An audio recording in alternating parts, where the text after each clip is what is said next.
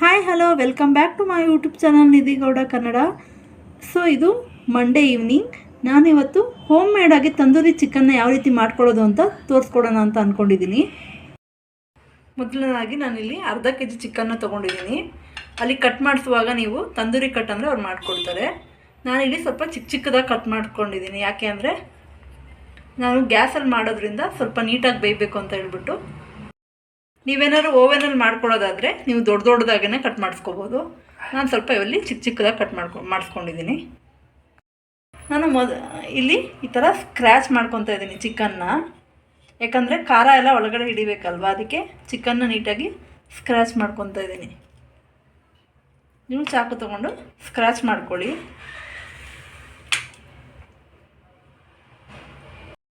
ನೋಡಿ ಫ್ರೆಂಡ್ಸ್, ಇಲ್ಲಿ full scratch ಮಾಡ್ಕೊಂಡಿದ್ದೀನಿ. ಈ ಥರ ಎಲ್ಲದನ್ನು ಸ್ಕ್ರ್ಯಾಚ್ ಮಾಡ್ಕೊಳ್ಳಿ. ನಾನಿಲ್ಲಿ ಚಿಕನ್ನ ಮಿಕ್ಸ್ ಮಾಡ್ಕೊಳ್ಳೋಕ್ಕೆ ಒಂದು ಪಾತ್ರೆ ತೊಗೊಂಡಿದ್ದೀನಿ. ಪಾತ್ರೆಗೆ ಚಿಕನ್ನ ಹಾಕ್ಕೊಳ್ಳೋಣ. ಇವಾಗ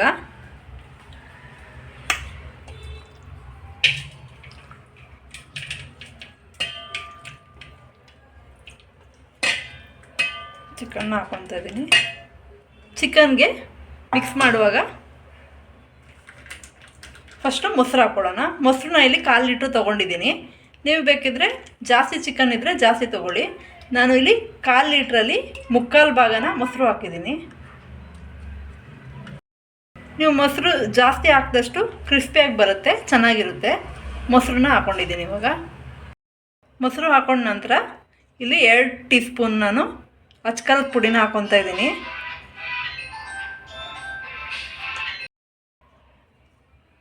ಎರಡು ಸ್ಪೂನು ಧನಿಯಾ ಪುಡಿನ ಹಾಕ್ಕೊತಾ ಇದ್ದೀನಿ. ಹಾಗೆ 1/4 ಚಮಚದಷ್ಟು ಅರಿಶಿನದ ಪುಡಿನ ಹಾಕ್ಕೊತಾ ಇದ್ದೀನಿ.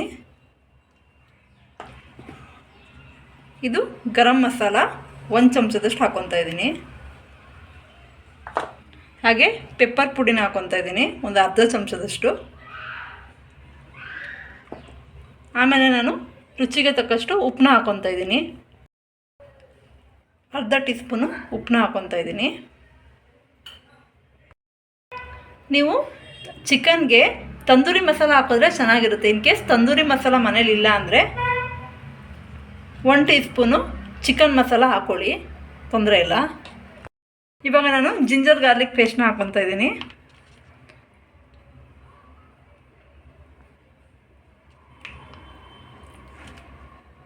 ಇದು 1 ಚಮಚದಷ್ಟು ಹಾಕ್ಕೊಳ್ಳಿ, ಸಾಕಾಗುತ್ತೆ.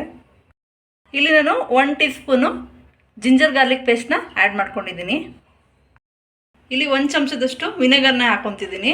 ವಿನೆಗರ್ ಇಲ್ಲ ಅಂದರೆ ಲೆಮನ್ನ ಕೂಡ ಆ್ಯಡ್ ಮಾಡ್ಕೋಬೋದು. ಇಲ್ಲಿ ನಾನು ಕಸೂರಿ ಮೆಥಿನ ಆ್ಯಡ್ ಮಾಡ್ಕೊತಾ ಇದ್ದೀನಿ. 1 ಹಿಡಿಯಷ್ಟು ಹಾಕ್ಕೊತಾ ಇದ್ದೀನಿ. ಕಸೂರಿ ಮೆಥಿ ಜಾಸ್ತಿ ಹಾಕ್ಕೊಂಡಷ್ಟು ಜಾಸ್ತಿ ಟೇಸ್ಟ್ನ ಕೊಡುತ್ತೆ. ಇವಾಗ ಇದಿಷ್ಟನ್ನು ನೀಟಾಗಿ ಮಿಕ್ಸ್ ಮಾಡ್ಕೊಳ್ಳೋಣ. ನೀವು ಇಲ್ಲಿ ನೀರು ಹಾಕ್ಕೊಳ್ಳೋ ಅವಶ್ಯಕತೆ ಇಲ್ಲ, ಆಲ್ರೆಡಿ ಮೊಸರಿದೆ, ಚಿಕನಲ್ಲೂ ನೀರು ಬಿಡುತ್ತೆ. ಆದ ಕಾರಣ ನೀವು ನೀರು ಹಾಕೋ ಅವಶ್ಯಕತೆ ಇರಲ್ಲ.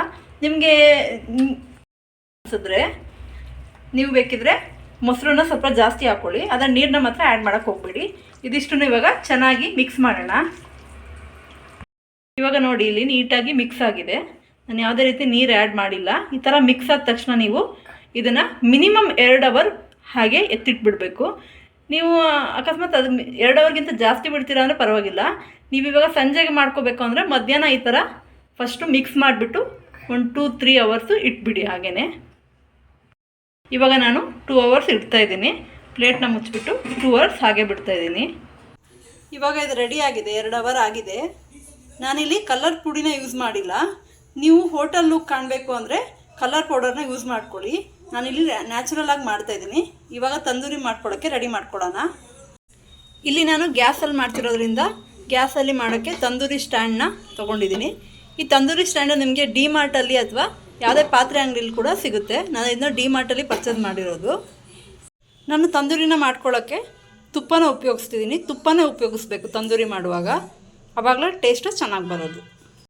ಇವಾಗ ನಾನು ತಂದೂರಿನ ಒಂದೊಂದಾಗೆ ಇದರಲ್ಲಿ ಫ್ರೈ ಮಾಡ್ಕೊತೀನಿ.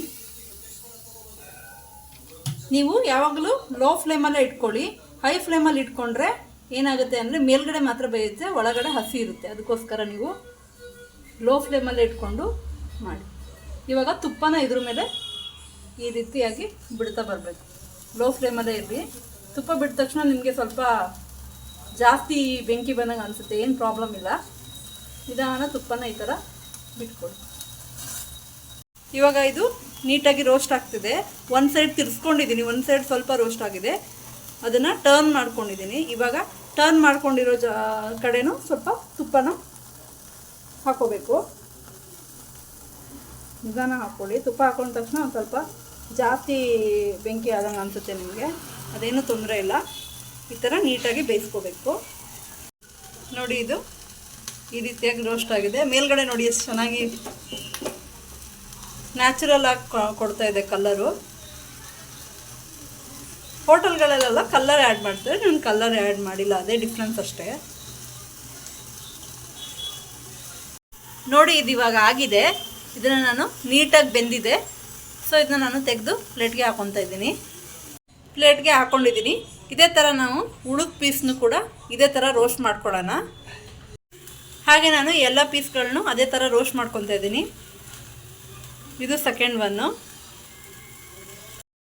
ನೋಡಿ ಫ್ರೆಂಡ್ಸ್, ಇವಾಗ ಎಲ್ಲನೂ ನೀಟಾಗಿ ರೋಸ್ಟ್ ಆಗಿದೆ. ನೀವೇ ನೋಡ್ಬೋದು ಇಲ್ಲಿ ಯಾವ ಥರ ಹಿಂಗಂದರೆ ಸಾಕು ಎಷ್ಟು ನೀಟಾಗಿ ಬೆಂದಿದೆ ಒಳಗಡೆ ಅಂತ ನೋಡ್ಬೋದು ನೀವು. ನೋಡಿ, ನೀಟಾಗಿ ಬೆಂದಿದೆ. ಇದನ್ನು ನೀವು ಮಯೋನೈಸ್ ಸಾಸ್ ಜೊತೆ ತಿಂದರೆ ತುಂಬಾ ಚೆನ್ನಾಗಿರುತ್ತೆ.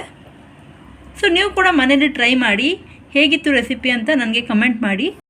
ಹಾಗೆ ಇನ್ನೂ ಒಳ್ಳೊಳ್ಳೆ ವಿಡಿಯೋ ಮತ್ತು ವ್ಲಾಗ್ಗಳಿಗಾಗಿ ನನ್ನ ಚಾನಲ್ನ ಸಬ್ಸ್ಕ್ರೈಬ್ ಮಾಡ್ಕೊಳ್ಳಿ. ಮತ್ತು ಇನ್ನೊಂದು ವ್ಲಾಗ್ ಜೊತೆ ಸಿಗೋಣ. ಅಲ್ಲಿ ತನಕ ಬಾಯ್ ಬಾಯ್.